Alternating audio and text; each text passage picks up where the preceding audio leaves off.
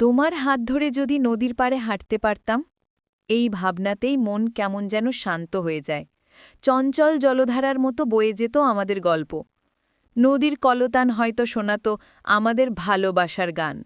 তখন বাতাস বইত শুধু তোমার আর আমার জন্য। প্রতিটি পদক্ষেপ হতো স্বপ্নের মতো মধুর ও স্নিগ্ধ।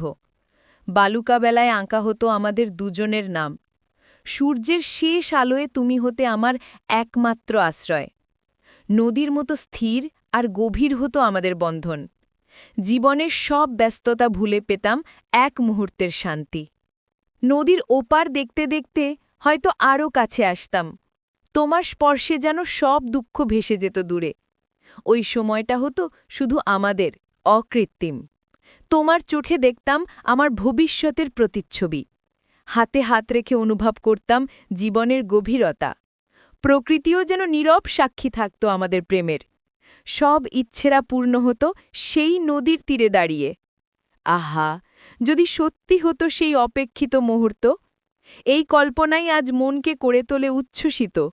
অপেক্ষা করছি, কবে পূর্ণ হবে এই সুন্দর ইচ্ছেটা।